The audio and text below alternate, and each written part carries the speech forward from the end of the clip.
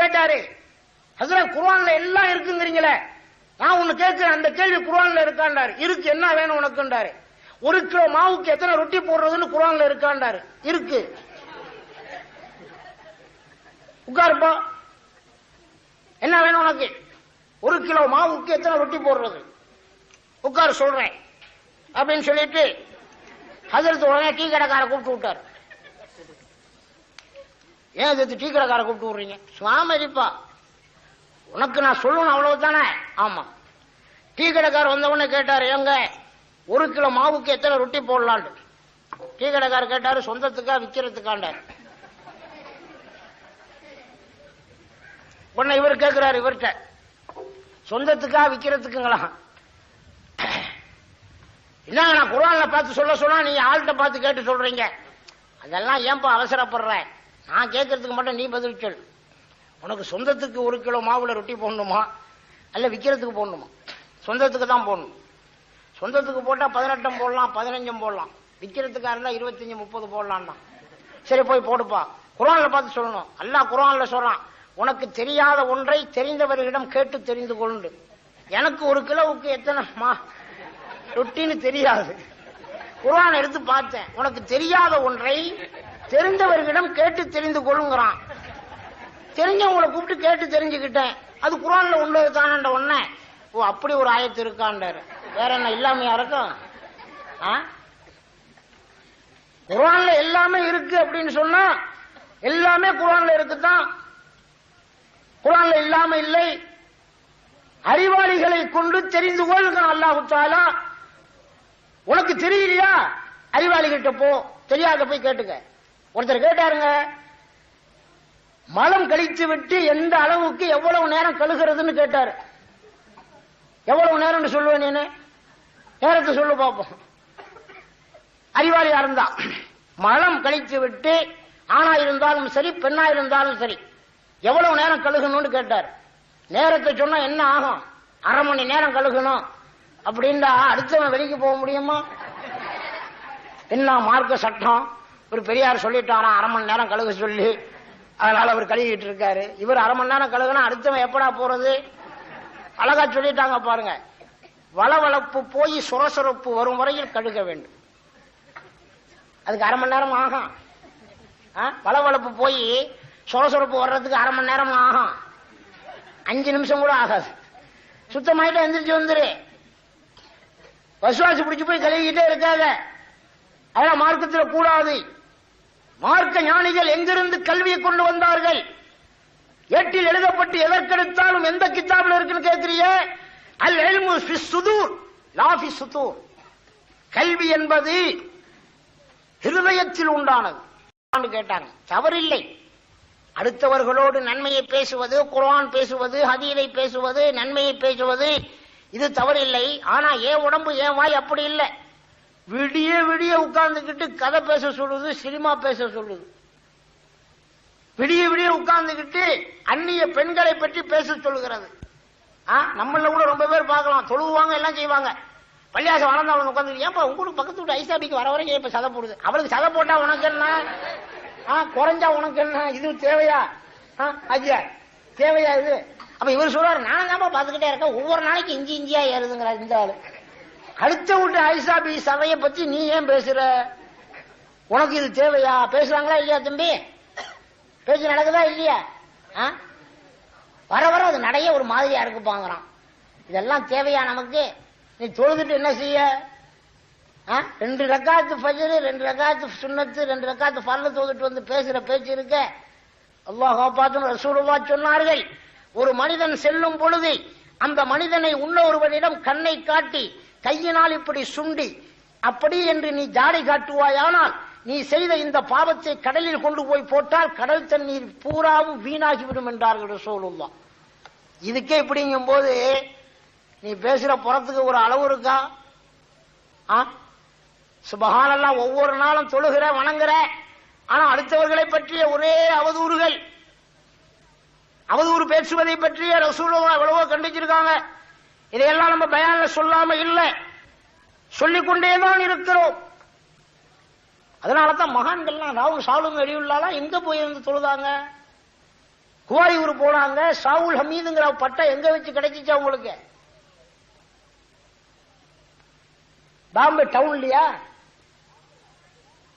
ஷாவுல் ஹமீது அவங்களுக்கு அழைக்கப்பட்டுச்சு? இல்ல மெட்ராஸ்ல அல்லது 5 ஸ்டார் ஹோட்டல்ல வச்சா? எங்க வச்சு அவங்களுக்கு ஷாவுல் ஹமீது அழைக்கப்பட்டுச்சு? எந்த கோட்டையில இருந்தாங்க? எந்த இடத்துல இருந்தா அவங்க தியானம் பண்ணாங்க? அந்த மாதிரி இடத்துக்கு ஒரு இடத்துக்கு நீ போயிருப்பியா? பாலடைந்த ஹர்க் என்ற கோட்டையிலே 11 ஆண்டு காலங்கள் தியானம் செய்தார்களே சையதுனா கௌசுல் ஆலம் மஹ்மூத் இஸ்ஃபஹானி அவர்கள். அது மாதிரி ஒரு நாளாவது நீ போயிருப்பியா? சில்லடின்னு போயிடுற நீ பாட்டுக்கு. இங்கேருந்து போய் ஒரு பாத்தியா ஓதி போட்டு வந்துடுற. அங்க போய் 40 நாள் சில்லா இருந்தாங்க போது இவ்வளவு கடையும் கரைத்தருவோம். இத்தனை பேர் நாங்க படுத்துட்டு வந்தாங்களா? இந்த மாதிரி அழகா கட்டடம் கட்டி உனக்கு காத்து கீத்தெல்லாம் அடிக்காம ராத்திரில படுக்க போது டபக்குன்னு கதவை சாத்துறா. தர்கா டெஸ்டிட்ட சொல்லி கொஞ்சம் அழுத்தமான நாரங்கியா போடணும், இதுக்கு காத்துல வேகமா காத்தடிச்சா தொடர்ந்துக்குது அப்படிங்கிறியே. அந்த மாதிரி இடத்துல போய் உட்கார்ந்துக்கிட்டு அவங்க சில்லா இருந்தாங்களே, எப்படி இருந்தாங்க? அந்த சமயத்தில் மனிதனுடைய சஞ்சாட்டம் எவ்வளவு இருந்துச்சு அங்க? பூராங்குடின்னு சொல்லி ஒண்ணு ஏற்படுத்துறாங்களே, அதனுடைய சரித்திரம் என்ன? இந்த ஊருக்கு வரும் பொழுது என்னென்ன இருந்தது? இதெல்லாம் என்ன பொய்யா எழுதி வச்சிருக்காங்க? நம்ம முன்னோர்களே சொல்லுங்க, பொய்யா எழுதினாங்க. நன்றாக சிந்திக்க வேண்டும் என் அன்பு தாய்மார்களே, வாலிபர்களே. அவர் சொல்கிறார், இவர் சொல்கிறார், குர்ஆன் ஹதீஸை மட்டும்தான் ஒத்துக்கணும், அதனால நான் ஒத்துக்கிட்டு வச்சிருச்சு உங்கள்கிட்ட வாதாட வந்திருக்கேன்டா. வாதாடுப்பா, உனக்கென்று ஒரு அறிவு இருக்கிறது அல்லவா? வலியுல்லாக்களை இறைநேசர்களை அல்லாஹ்வாக பாவிக்க சொல்றாங்க. நாங்க என்ன நான் ஒரு சவுலில் ஆனவங்க அல்லாஹ்வுடைய 21வது குழந்தை நான் சொல்றோம், 22வது குழந்தை நான் சொல்றோம். அப்படி சொன்னாக்க ஜியாவுடைய தலையை நடு ரோட்ல வச்சு விட்டு நாளைக்கு காலையிலேயே நானே காட்டுறேன் கழுத்தை ஜெயிச்சு சவுலில் ஆனவங்க அல்லாஹ்வுடைய 22வது பிள்ளைன்னு சொன்னீங்களாம்ல ராத்திரி. ஆமாங்க, இப்படி உள்ள ஆளை வெட்டணும்டா, வெட்டு. யார் சொன்னார் ஆளும் ஆனவங்கள பிள்ளைன்னு சொன்னா? யார் 11வது பிள்ளைன்னு யார் சொன்னா? கௌதுலத்தை பிள்ளைன்னா நாங்க சொல்லியே. தண்டித்தார்கள், இறைவனை கண்டார்கள். நீயும் தண்டி இறைவனை காணலாம், அல்லது தண்டித்தவர்களை மதிப்பளி. இதுதானே நாங்கள் சொல்கிறோம்.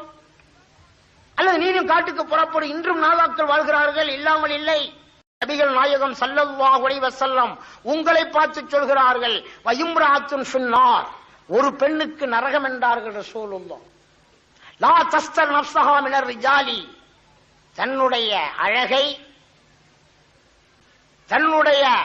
அழகை மறைத்திருக்கவே மாட்டான். வத்தஹ்ருஜு மின் பைத்திஹா, வீட்டை விட்டு வெளியாக நாடும் பொழுதுதான் முத்தபர்ரிஜத்தன் தபர்ருஜ் இதா அராதல் ஹுரூஜ் மின் பைத்திஹா லபிஸத் அஃகர தியாபஹா. கணவன் ஊர்ல இருப்பான், வீட்டுல இருப்பான். கணவனுக்கு அழகான ஆடையை உடுத்தி காட்டவே மாட்டான். கணவன் வாங்கி கொடுத்த சேலைய அவன் முன்னால உடுத்தணும், அவன் முன்னால அலங்கரிக்கணும், காட்டணும், அவனுக்கு தலையை சீவி காட்டணும், அந்த சைடு போனா வச்சு காட்டணும்னு நினைக்க மாட்டான்.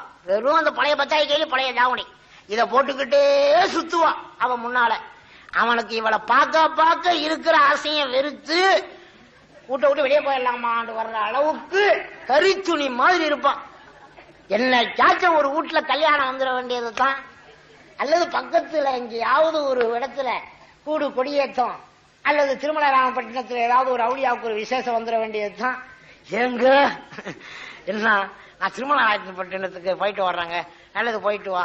சுப்ஹானல்லாஹ் 9 மணிக்கு ஆரம்பிச்சாங்க சோடிக்க. அல்லாஹ் காப்பாத்தணும். மணி 11 வரைக்கும் நெளிவு வச்சு சுழிவு வச்சு இந்த பக்கத்துல சுருட்டி விட்டு, இந்த பக்கத்துல சுருட்டி விட்டு, இந்த பக்கத்துல சுருட்டி விட்டு, இவ்வளவுக்கும் வெளியே போறதுக்கு புருஷங்காரன் பார்த்துக்கிட்டு, அம்மா இன்னைக்கு வெளியே போயிட்டான் ஆகணுமாங்கிறான். என்னங்க அப்படி சொல்றீங்க? அல்லாஹ் 5 நிமிஷம் தான் இருக்கு, நான் போயிட்டு வர்றேன், நீ போயிட்டு வான்னு இவன் கடத்தலுக்கு வந்துடுறான். என்ன செய்வான் அவன்? எல்லாம் யோசனை பண்ண. அதனாலதான் ரசூலுல்லாஹ் கூறுகிறார்கள், நான் சொல்லவில்லை, ரசூலுல்லாஹ் சொன்னார்கள், இதா அராதல் ஹுரூஜ் மின் பைத்திஹா, வீட்டை விட்டு வெளியாக நாடுவான யாரால் லபிஸத் அஃகர தியாபஹா, தன்னிடத்தில் உண்டான விலை உயர்ந்த ஆடையை உடுத்துவாள். மற்ற ஜம்மலத்து, தன்னை அழகுபடுத்திக் கொள்வாள். மத்தஹசனத்து, மேலும் மேலும் அழகாக்குவாள். வஹரஜத்து, வெளியாகுவாள். துஃப்தினுன் நாஸ, வாலிபர்களின் மனதை கெடுப்பதற்காக. எப்படி இந்த அவுளியாவுடைய மனசை கெடுத்தாங்களோ அந்த மாதிரி. நாங்க பாட்டுக்கு தான் அஜர்த்து போறோம், நீங்க பாட்டுக்கு போனா என்ன, நாங்க பாட்டுக்கு போக முடியலையே. அவுளியாவா கண்ணை மூடிக்கிட்டா போக முடியும்? பஸ்ல ஏன் நீங்க எங்க பாக்குறீங்க? உண்மையா பாக்குறேன். நான் வச்சிருக்கிற பொட்டிய பாத்துக்கிட்டு உட்கார்ந்து இருக்கேன். பொட்டிய பார்க்கும் போது ஆட்டோமேட்டிக்கா நீனும் தெரியுற. கண்ணை மூடிக்கா, கண்ணை மூடிட்டு புத்தகத்தை பார்த்தா பொட்டிய காணோம். ஆமத்தங்கி மறைக்காட்டு கேட்கிற பொட்டி இங்க ஒரு பேக் வச்சிருந்தேன் காணுமே. எவ்வளவு பணம் வச்சிருந்தீங்க? இது 2000 ரூபாய் வச்சிருந்தேன். ஏன் கண்ணை என்ன செஞ்சீங்க? கண்ணை மூடிட்டு உட்காந்தேன். ஏன் கண்ணை மூடிட்டு உட்காந்தீங்க? எய்தாப்புல ஒரு பொண்ணு அழகா சோடிச்சுட்டு உட்கார்ந்தா அவளை பார்க்க கூடாதுன்னு நல்ல அறிவு கட்ட அஜர்த்தா இருக்கீங்கண்ணா. அவ உட்கார்ந்தா உனக்கு என்ன, பார்த்தாலும் பார்த்துக்கிட்டு இதையும் பார்த்துக்க வேண்டியது. ஆட்டோமேட்டிக்கா தெரியுதே உன்னுடைய அந்த அழகு. அதனால ரசூலுல்லாஹ் சொன்னாங்க, நீ அழகாக்கிக்காத, வீட்டை விட்டு வெளியாக நாடும் பொழுது அழகாக்கிக்காத. யாரு இருந்தா அப்படி? பாத்திமா ரலியல்லாஹு தஆலா இருந்தாங்க. பாத்திமா ரலியல்லாஹு தஆலா அவர்கள் வீட்டை விட்டு வெளியாக நாடுவார்களே ஆனால் தன்னிடத்தில் உண்டான மொத்தமான சாக்கு போன்ற துப்பட்டியை அணிவார்களாம். எங்க இங்க மட்டுமா? கியாமத்து நாளையிலங்க அகில உலக மக்கள்களும் நின்றுகிட்டு இருக்காங்க. கியாமத்து நாள் வந்துருச்சுங்க. சொர்க்கவாதிக நம்மளாம் நின்றுகிட்டு இருக்கோம். நம்மளுக்கெல்லாம் ஹூலின் பெண்கள் காத்துக்கிட்டு இருக்காங்க. அப்ப அல்லாஹ் சொல்றான், ஃபாத்திமா சொர்க்கலோகத்துக்கு போங்க அப்படிங்கும் போது ரசூலுல்லாஹ் அவருடைய மகள் ஃபாத்திமா சொல்றாங்க, யா ரசூலல்லாஹ், யா அல்லாஹ், எல்லா ஆண்களும் பாக்குறாங்களே. அல்லாஹ் சொன்னா சொர்க்கவாதியத்தான் நின்றுகிட்டு இருக்காங்க, அவங்க கண்ணை கீழே தாழ்த்தி இருக்காங்க, நீங்க பாட்டுக்கு போயிருங்க. யா அல்லாஹ், எனக்கு வெக்கமா இருக்குடா அல்லாஹ், நான் போக மாட்டேங்கிறாங்க. அப்ப அல்லாஹ் சொல்லுகிறான், உள்ளு அபுசாரக்கும் யா அஹ்லுல் ஜன்னா, ஓ சொர்க்கவாதிகளே உங்களுடைய கண்களை எல்லாம் மூடிக்கொள்ளுங்கள். தமுர்ரு ஃபாத்திமா பின்த் முஹம்மதின் ஸல்லல்லாஹு அலைஹி வஸல்லம். ஃபாத்திமா ரலியல்லாஹு தஆலா அன்ஹா ரசூலுல்லாஹ்வுடைய மகள் நடந்து சொர்க்கலோகம் போறாங்கன்ற உடனே அல்லாஹ் சொன்னா யாராவது கண்ணை திறந்திருப்பாங்களா? எல்லாரும் கண்ணை மூடிக்கிட்டு நிக்கிறாங்க. அல்லாஹ் சொல்றான், ஃபாத்திமா எல்லா சொர்க்கவாதிக ஆண்கள் கண்ணை மூடிக்கிட்டாங்க, போமா. யா அல்லாஹ், கண்ணை மூடிக்கிட்டா கூட எனக்கு வெக்கமா இருக்கடா அல்லாஹ், 2 பச்சையான மொத்தமான 2 போர்வையை குர்றா அல்லாஹ், அதை போத்திக்கிட்டு தான் போவேங்கிறாங்க. இன்னைக்கு திறந்துகிட்டு இருக்கிற ஆம்பளைய பார்த்தே இவங்க போட்டிருக்கிற துப்பட்டி திறந்து இருக்கிறது பத்தாதுன்னு இன்னும் வேற திறந்துக்கிறான். இந்த மாதிரியான பெண்களை நாகூரை தவிர மற்ற இடத்துல பாக்குறோம். தம்பி நம்ம நாகூர்ல கிடையாது. காலையில் நான் எந்திரிச்சு ஊருக்கு போய் ஆகணும், சலாமத்தா அதுக்கப்புறம் வர வேண்டியது இருக்கு. நாகூர் பெண்மணிகள் ரொம்ப ஒழுக்கமானவர்கள் நான் கேள்விப்பட்டிருக்கேன். அப்படி மாத்தான தம்பி? ஆமாங்கண்ணா. இல்லைன்னா நீ எந்திரிச்சு வீட்டுக்கு போக முடியாது. இந்த வேலையை தான் நம்ம வாழ்ந்துகிட்டு இருக்கோம். சுப்ஹானல்லாஹ். நல்லா கவனிங்க, ரசூலுல்லாஹ் கூறுகிறார்கள், அப்படி ஒரு பெண்மணி வீட்டை விட்டு வெளியாகுவாளையானோ, எப்படி வெளியாகிறோம்? ஹரஜத்து துப்தினு நாசஃபைன் சலிமத் ஃபீ நஃப்ஸிஹா, உன் அளவிலே நீ பரிசுத்தமான பெண் தான், அது இல்லை இல்லைன்னு ரசூலுல்லாஹ் சொல்ல, நீ பரிசுத்தமானதுதான். லம் சலிமன் நாஸ் மின்ஹா, ஆனால் உன்னுடைய அழகை உன்னுடைய அலங்காரத்தை பார்த்து மற்றவர்கள் சலாமத்தாக இருக்க முடியாது. ஆகையினால்தான் ரசூலுல்லாஹ் சொன்னார்கள், அல் மர்அத்து அவுரத்துன் ஃபைதா ஹரஜத் மின் பைத்திஹா இஸ்தஸ்தர ஃபீஹ ஷைத்தான். பெண்கள் என்பவர்கள் அழகானவர்கள், பெண்கள் என்பவர்கள் மறைக்க வேண்டியவர்கள், அவர்கள் வெளியானால் சைத்தானும் கூடவே வெளியாகுவான் என்றார்கள் ரசூலுல்லாஹ். உனக்கு எப்படி நேர்வழி காட்டும்? ஈமான் கொண்ட ஆளுகள்லயே சில பேர் இருக்காங்க, அவங்களே முத்தக்கீனா இல்ல, அதனாலதான் அவங்களுக்கு நேர்வழி காட்டல. நேர்வழி யாருக்கு காட்டிச்சு? குர்ஆனை மட்டும் பாருங்கள், ஹதீஸை மட்டும் பாருங்க. குர்ஆன் ஹதீஸை பார்த்தா யாருக்கு நேர்வழி காட்டும்? இப்ப எல்லாருமே அவுளியாவா இருக்கணும்? எத்தனை பேருக்கு தெரியும் குர்ஆனை பார்த்து ஓத தெரியும்? அப்படியே ஒரு டெஸ்ட் பண்ணுவோமா? குர்ஆனை கொண்டு வர சொல்லு, அஸ்ஸலாமு அலைக்கும், வாங்க தம்பி ஓதுங்க. வந்து நான் ஓதினா தான் இருக்கு. நான் அலுந்து ஓதும் போது அஜித் என்ன அடிச்சாரு, நான் திருப்பிக்கிட்டு எங்க அத்தாட்ட சொன்னேன், எங்க அத்தா அங்கேருந்து வந்து ஒரு அறை விட்டாரு அஜரத்தை, அஜரத்துக்கு பல்லு போச்சு, அதோட நான் நிப்பான்னு தாங்க. ஏன்டா அப்படின்னா, எங்க அத்தாக்கு நான் ஒரே புள்ள, எங்க அத்தா என்ன செல்லமா வளர்த்தாரு, எங்க அஜரத்தை என்ன அடிச்சாருன்னு எங்க அத்தா கோவம் வந்து எங்க அத்தா ஒரே அறையில அஜரத்துக்கு பல்ல எடுத்துட்டாரு. அதனால நான் குர்ஆன் ஓதலைங்கிறான். நம்மளும் முஸ்லீம் தான். யாராவது ஒரு பையனை கூப்பிட்டு எங்காவது வந்து ஒரு தம்பிங்க வாங்க, உங்க பேர் என்ன? இப்ராஹிம். அப்படிங்களா? உங்க குர்ஆன்ல என்ன சொல்லப்படுது? உங்க ரசூலுல்லாஹ் என்ன சொல்லியிருக்காங்க? இங்க வாங்க, நீங்க இப்படியே போய் இப்படி திரும்புங்க. இப்படி திரும்பினீங்கன்னாக்க செய்யது பள்ளின்னு ஒண்ணு இருக்கும். அந்த செய்யது பள்ளியில போய் ஹாப்சா மாமான்னு கேளுங்க, ஹாப்சா மாமான்னு கேளுங்க, ஹாப்சா மாமான்னு. அப்படிதான் தெரியும். அவங்க குச்சி கொண்டிட்டு ஒரு வயசுக்காம இருப்பாங்க. அவங்கள்ட்ட போய் கேளுங்க, நீங்க யாரு தம்பி? நான் வந்து இஸ்லாம் தான். உனக்கு தெரியாதா? எனக்கு தெரியாது. நீ என்ன நீனு குர்ஆனை போய் எல்லாத்தையும் போய் என்னன்னு பார்க்க போற? குர்ஆனே தெரியல, குர்ஆன் பார்த்து ஓதவே தெரியல. அவர் வந்து நம்மள்ட்ட வாதாடுறாரு. அஜரித்து ஒரு ஆயத்து வரதாமல, யார் எதை நீங்கள் கேட்பதா இருந்தாலும் அல்லாஹ் இடத்தில் கேளுங்கண்டு. ஆமா, அல்லாஹ் இடத்தில் கேளுங்கன்னு வருது. இவர் நம்மள்ட்ட வாதாடுறாங்க. குர்ஆன் ஆயத்தும் தெரியல, ஒரு மண்ணாங்கட்டியும் தெரியல. குர்ஆனையும் இவன் தொட்டிருக்க மாட்டா மாதிரி தெரியுது. ஆயுசினியா அந்த உட்காந்து நம்மள்ட்ட வாதாடுறாரு. நீங்க சாவலம் நான் உங்கள்ட்ட போய் கேட்கறது தப்பு, அது முறையல்ல. ஆயத்து வரதாமல செருப்பு வாரம் இருந்தா கூட என்கிட்ட கேளுங்கண்டு. அம்மா செருப்பு வாரம் இருந்து போச்சு, தச்சு கொடுக்க சொல்லி ஆண்டவன்ட்ட கேட்டுக்கிட்டு இங்க 2 பேரும் நான் ஐயம்படிக்கு போக முடியுமா? ஏங்க எனக்கு இங்க செருப்பு வாரம் இருந்து போச்சு, யா அல்லாஹ் இதை தைத்து கொடுப்பாயாக, இதை தைத்து கொடுப்பாயாக அப்படின்னு நான் கேட்டுக்கிட்டே இங்க நிக்கிறேன்னு வச்சுங்க. புதுமணத்தூர்ல தான் நிக்கணும். 1 வாரம் வரைக்கும் இங்கதான் நிக்கணும் நானு. நீங்க அங்க வந்து என்ன ஆச்சரித்து செருப்பு வாரம் அடைந்து விட்டது, நான் நல்லா இடத்துல தத்து கேட்டுக்கொண்டு நிற்கின்றேன். ஏங்க உனக்கு அறிவு இருக்கல? எல்லா இடத்துல செருப்பு கேளுண்டா என்ன அர்த்தம்?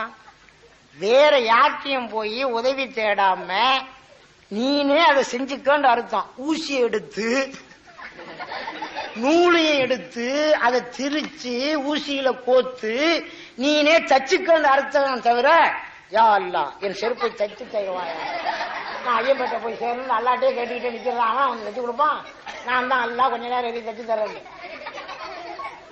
அர்த்தம் புரியுதா உனக்கு? அல்லாட்டே கேட்கணும் என்ன அர்த்தம்? நீனே செஞ்சுக்கன்னு அர்த்தம். யார்கிட்டையும் போய் சொல்லாத, இதுதான் அர்த்தம். இதையெல்லாம் நாம புரியாம எதா இருந்தாலும் அல்லாஹ் இடத்தில் கேளுங்கள். வாசம் தான்ப்பா, யாரும் இல்லைண்டா.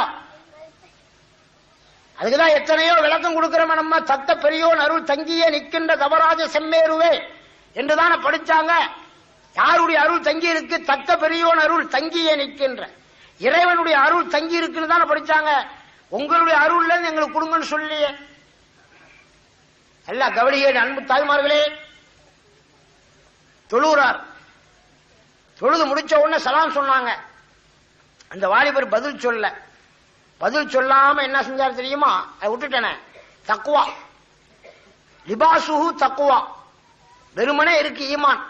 அந்த ஈமானுக்கு ஆடை எது? தக்குவா. சரி, தக்குவா வந்துருச்சு ஒரு மனிதனுக்கு. வஸீனத்துஹு அல் ஹயா. அந்த ஈமான் தக்குவா இருக்கு பாருங்க. தக்குவா அழகுபடுத்துறதுன்னா என்ன? ஹயா, வெக்கம் வேணும். வெக்கம் வந்துடணும். தக்குவா உனக்கு ரொம்ப ஏற்பட்டு போச்சுன்னா நாணம், வெக்கம், ஹயா எல்லாம் வந்துடணும். சரி, இவ்வளவு வந்துருச்சு. சமரத்துஹு அல் இல்ம்.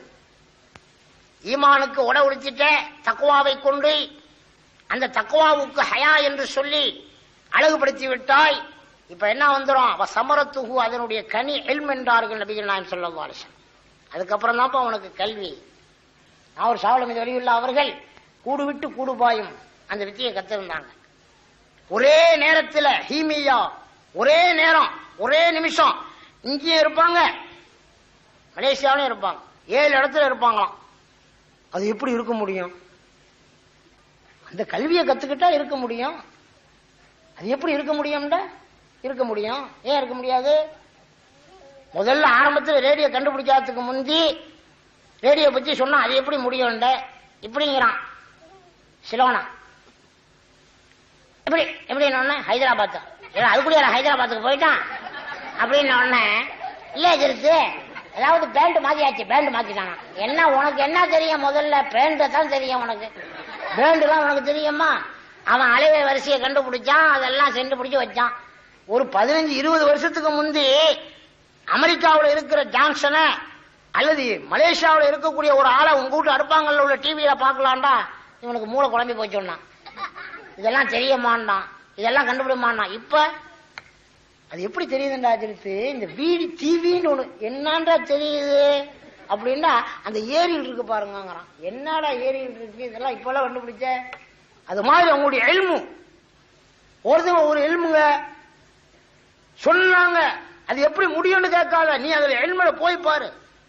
அந்த எல்ம போய் பார்த்தாலே தெரியும். நான் காலையில ஏறி உட்கார்ந்துக்கிட்டு தஞ்சாவூர் போற பஸ்ல, கும்பகோணம் பஸ்ல ஏறி உட்கார்ந்துக்கிட்டு அஸ்ஸலாமு அலைக்கும், நான் கும்பகோணம் போய் ஐயம்பட்ட போயிட்டு வரேன்டா, நல்லதுங்க சித்திரி, எல்லாரும் முசாஃபா செஞ்சு போயிட்டு வாங்க. நீங்க நான் மெட்ராஸ் பஸ்ல ஏறி உட்கார்ந்துக்கிட்டு அஸ்ஸலாமு அலைக்கும். அலைக்கும் ஸலாம். நான் கும்பகோணம் போறேன். இது மெட்ராஸ் போற பஸ். இல்ல நான் இதுல தான் உட்காந்துருப்பேன். இது கும்பகோணம் தான் போகணும். இல்ல இது கும்பகோணம் போகாதுங்க. இது மெட்ராஸ். எல்லாருமே டிரைவரும் சொல்றாரு மெட்ராஸுக்கு போறேங்கிறாரு. இல்ல நான் இதுல தான் உட்காந்துருப்பேன். நல்லா தான் இருந்தார் அஜித்து. என்ன பனி காலத்துல இப்படி ஒரு மூல கோளாறு. இன்னும் எல்லாரும் வந்து ஜியாவதுக்கு என்னன்னு தெரியல, வைத்தியம் முடிச்சு போச்சு மாதிரி தெரியுது. வைத்தியக்காரன் தான் சொல்லணும் மெட்ராஸ் பஸ்ல உட்காந்துக்கிட்டு மெட்ராஸ் பக்கமா போகுது பஸ், அவர் நான் ஐயம்பட்டிக்கு போறேங்கிறாரு. அந்த மாதிரி நான் வந்து அந்த கல்வியை படிக்க மாட்டேன், அதை பத்தி எனக்கு தெரியாது, நான் பாட்டுக்கு உட்கார்ந்துருப்பேன். அது எப்படி அந்த கல்வி தெரிஞ்சுட்டா எப்படி தெரியும்? சுபஹானல்லாஹ், ஆரம்பத்தில் ரேடியோவை கண்டுபிடிச்ச யார் தெரியுமா? ரேடியோ கண்டுபிடிச்ச பேர் என்னங்க? மார்க்கோனி. அந்த பையன் எப்படி கண்டுபிடிச்சான் தெரியுமா? சதா நேரமும் சிந்தனை.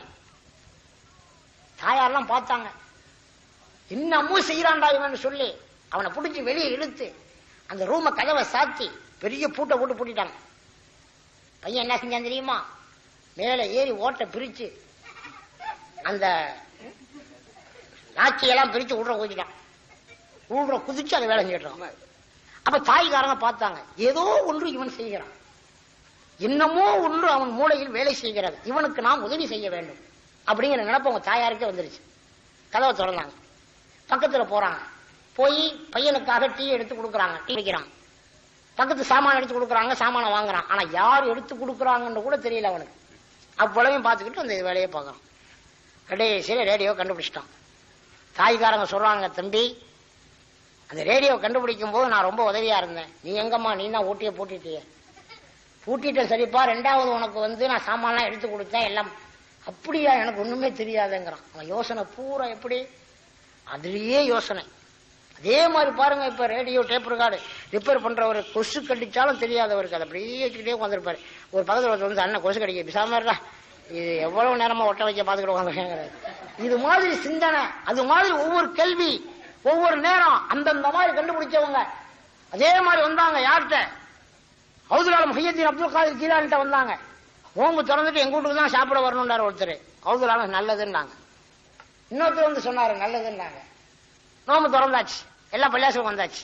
அஸ்ஸலாமு அலைக்கும். சந்தோஷமான செய்தின்றார் ஒருத்தர். என்ன இன்னைக்கு ஹவுதுல் முஹியத்தீன் அப்துல் காதிர் ஜீலானி நோம்பு திறந்துட்டு எங்க வீட்டுல வந்து சாப்பிட்டாங்கன்றாரு. சும்மா என்ன எங்க வீட்டுல வந்து சாப்பிட்டாங்க? உங்க வீட்லயா? அங்க வந்தாரு, ஏன்பா என்ன மோசமான ஆளா இருக்கீங்களா, எங்க வீட்டுல சாப்பிட்டாங்க. இப்படி 70 பேரும் சொல்றாங்க. இப்ப எல்லாருமே சொன்னாங்க, என்னடா இது 70 பேர் வீட்லயா ஒரு ஆள் திங்க முடியும்? போய் கேட்கலான்னு போய் கேட்டாங்க, ஏங்க யார் வீட்டுக்கு இன்னைக்கு நீங்க நோம்பு திறந்து சாப்பிட வந்தீங்க? உடனே ஹவுதுல் கேட்டாங்க, நான் யார் வீட்டுக்கு வரலன்னாங்க. இல்ல எங்க வீட்டுக்கு வந்தீங்க, அப்புறம் என்ன? இல்ல நீங்க ஒரு ஆளாச்சே, எப்படி இத்தனை வீட்டுக்கு வந்தீங்கன்னாங்க. அதையே பத்தி உங்களுக்கு என்னப்பா தேவை இருக்கு? உன் வீட்டுக்கு வந்து திண்டனா இல்லையா? மணி போ, உன் வேலையை பார்த்துக்கிட்டு எப்படி வந்தேங்கிறத பத்தி நீ ஏன் கேட்கிற? அதுக்கு ஒரு தனி கேள்வி இருக்குப்பா.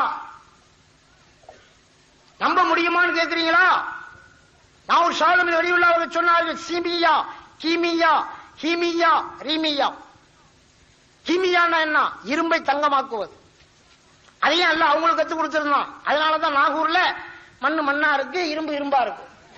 உனக்கோ எனக்கோ கத்து கொடுத்திருந்தா இந்த புதுமலை தெரு பூரா தங்கமா ஆகினா கூட உனக்கு மனசுக்கு நிம்மதியா இருக்கு.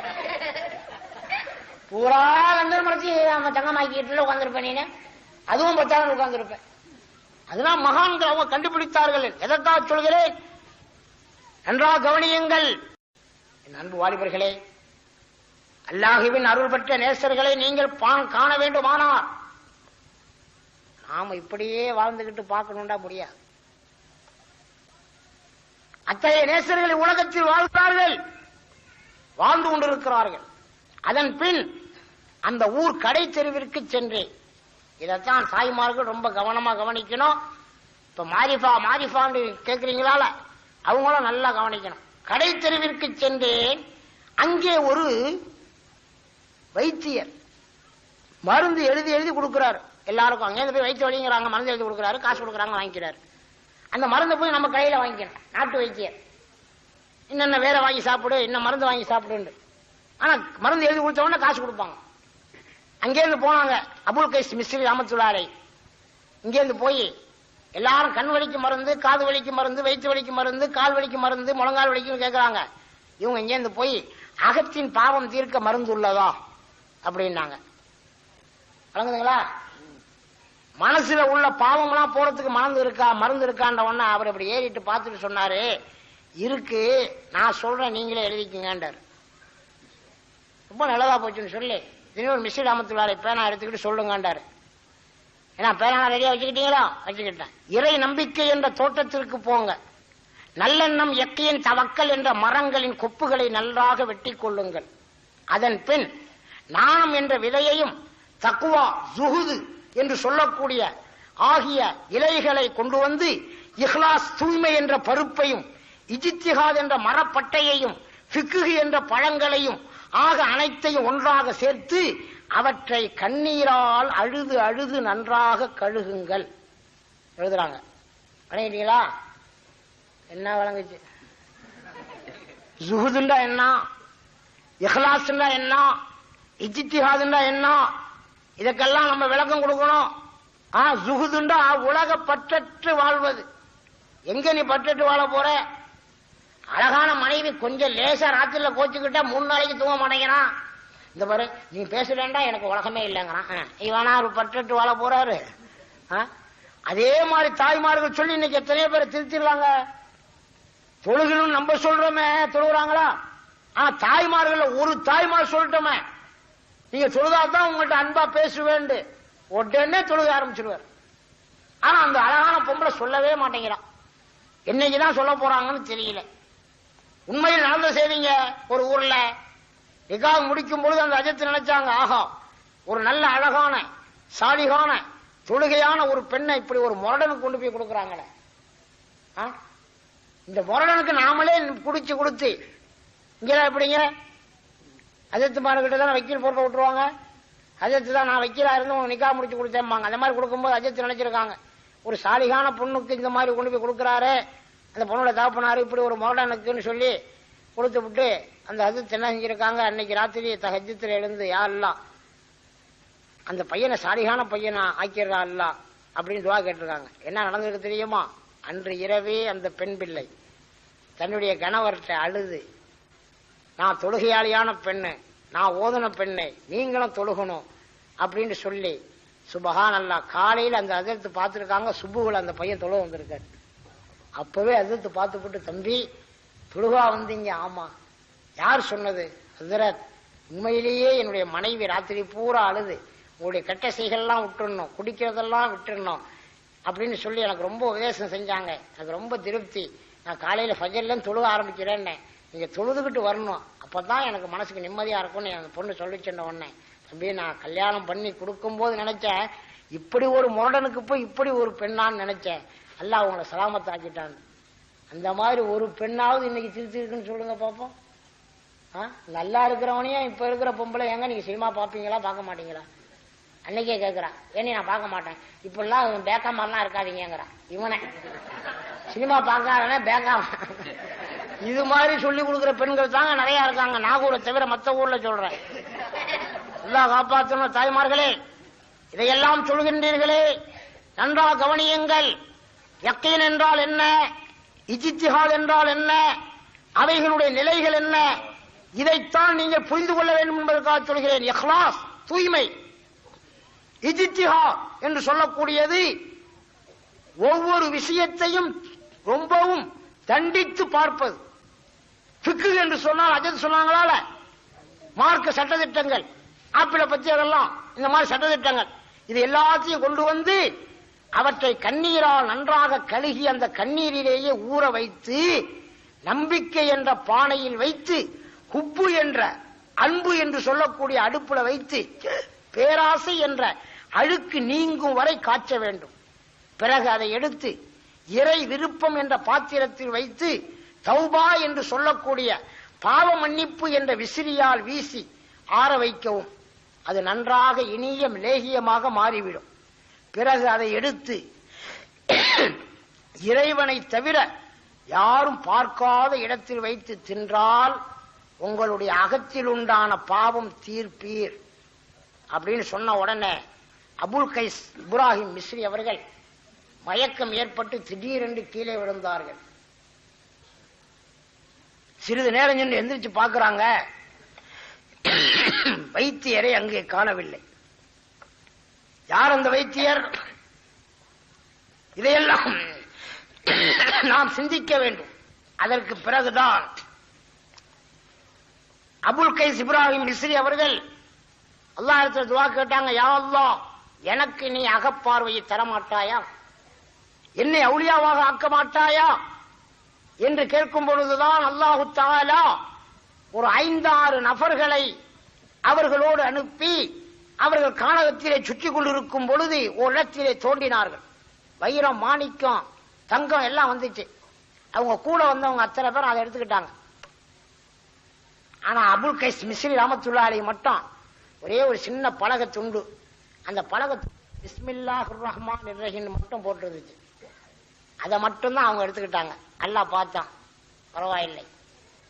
அபுல் கைஸ் இப்ராஹிம் மிஸ்ரி அவர்கள் ஓரளவு உலக பற்றற்றவராக இருக்கிறார். அப்படி இல்லைன்னு சொன்னாக்க என்னத்த எடுத்திருப்பாரு தம்பி? பொழுதனைக்கு அதுக்கு தான் அலைகிறோம் தம்பி. நம்ம வைரக்கல் கிடைச்சா விடுவோமா நம்ம? அதுவும் முத்து தங்கம் கொண்டா கிடைச்சா எல்லாத்தையும் எடுத்துக்கிட்டு கேட்டாங்க கூட வந்தவங்க, நாங்களாம் போலாமான்னா. நீங்க போங்க, நீங்க என்ன எடுத்தீங்க? எனக்கு இந்த பிஸ்மில்லாஹிர் ரஹ்மானின்னு ஒரு பலகை கிடைச்சிருக்கு, அல்ஹம்துலில்லாஹ், அதே போதும்னு சொல்லி அதை முத்தம் போட்டு அப்படி வச்ச உடனே எல்லாரும் போன உடனே ஒரு சத்தம் வந்துச்சு, அபுல் கைஸ் இப்ராஹிம் மிஸ்ரி அவர்களே, உங்களுக்கு இன்றையிலிருந்து ஞானக்கண்ணை திறக்கிறோம்னு ஒரு சத்தம் வந்துச்சு.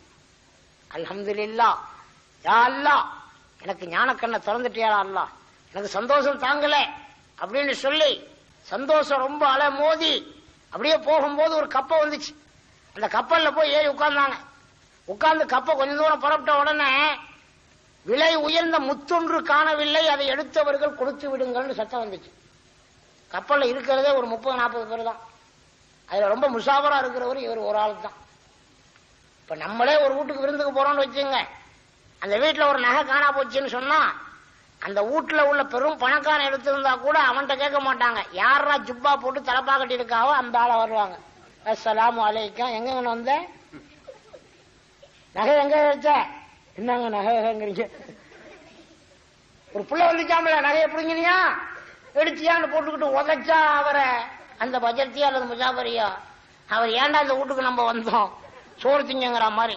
அதே மாதிரி பாருங்க, கப்பல்ல ஒருத்தர நான் எடுக்கல நீ எடுக்கல, நாங்க எல்லாரும் சேர்ந்து அபுல் கைஸ் இப்ராஹிம் மிஸ்ரிட்ட வந்துட்டாங்க. எடுத்தாங்கன்னு முத்த, நான் எடுக்கலப்பா, பைய காட்டு, பைய எடுத்து காட்டுறாங்க. காட்டினோன்னு ஒருத்தன் சொன்னா, ஏப்பா முத்தெல்லாம் எடுத்து பையிலியா வச்சிருப்பாரு இந்த ஆளு, இந்த ஆள் உண்மையை சொல்ல மாட்டாரு, ஆகையினால அடி கொடுத்தாதான் சரியான உண்மை கிடைக்கும் அப்படின்னு சொல்லி ஒரு ஆள் அடிப்பான். இப்ராஹிம் மிஸ்ரி ரஹ்மத்துல்லாஹி அலைஹி, யா அல்லாஹ், எனக்கு ஞான கண்ணை திறந்து விட்டாயா என்று ஆனந்த மகிழ்ச்சியிலே வந்த அவர்களுக்கு கிடைத்தது முதல் அறையும் உதயும். அடி தாங்க முடியாம எல்லா இடத்துல கேட்கிறாங்க, யா அல்லாஹ், எனக்கு ஞானக்கண்ணை திறந்ததாக சொன்னாயே, என்னை இப்படி மக்கள்கள் போட்டு அடிக்கின்றார்களே, என்னை திருடனாக ஆக்கிவிட்டார்களடா அல்லாஹ் அப்படின்னு அழுகும் பொழுது திடீரென்று கப்பல் நின்றது. எல்லாரும் பாக்குறாங்க, சுபஹானல்லாஹ், சுத்தியிலே மீன் வந்து நிக்குது அடைச்சுக்கிட்டு. அதுல ஒரே ஒரு மீனுடைய வாயில் காணடைந்த முத்து இருக்கிறது.